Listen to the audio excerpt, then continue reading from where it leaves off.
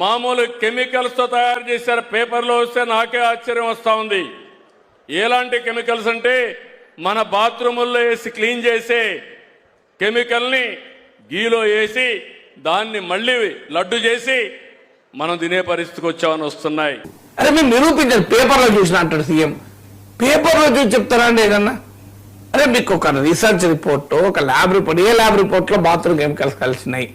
Bathroom క్లీనర్స్కి ఉపయోగించే ఒక కెమికల్ని దేవదేవుడికి పెట్టే ప్రసాదంలో కలిపి అలాంటి దాన్ని కూడా తీసుకొచ్చి ప్రజలకు అప్పచెప్పి వాళ్ళ మనోభావాలతోనే కాకుండా వాళ్ళ ఆరోగ్యాలతో కూడా ఆడుకున్నారంటే నిజంగా క్షమించాలా అని అడుగుతున్నారు. బాత్రూమ్ కెమికల్స్ నెయ్యిలో కలిపి లడ్డు చేస్తే మనిషి అవడా? ఇప్పుడు మనం ఫినాయిల్ తాగి సీరియస్ అయ్యి హాస్పిటల్కి పోతుంటారు, మనం వింటుంటాం. బాత్రూంలో ఫినాయిల్ తాగింది భర్తతో కొట్లాడి, ఇలాంటివి ఆత్మహత్య ప్రయత్నంలో భాగంగా బాత్రూంలో యాసిడ్ తాగారు, ఇవన్నీ మనం వింటుంటాం కదా. మరి అలా జరగాలి కదా. ఆశ్చర్యం. ఆరోగ్యం కూడా దెబ్బతిన్నదని హోమ్ మినిస్టర్ అంటున్నాడు. ఎక్కడ ఎన్ని కేసులు నమోదైనాయి? తిరుమల లడ్డు తిని ఆరోగ్యం దెబ్బతిన్న కేసులు ఎన్ని జరిగాయి? హోమ్ మినిస్టర్ చెప్పాలి కదా.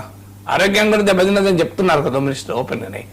అంటే మీరు తిరుమల లడ్డు తింటే ఆరోగ్యం దెబ్బతింటది, తిరుమల లడ్డు తింటే మీ బాత్రూమ్ కెమికల్ తాగినట్టు, తిరుమల లడ్డు తింటే గొడుకో తిన్నట్టు, తిరుమల లడ్డు తింటే పందికో. ఇది ఏంటండి ఇంత దరిద్రం? రవాణా అసలు ఏం నిజంగా ఎక్కడ పోతున్నావు ఇది?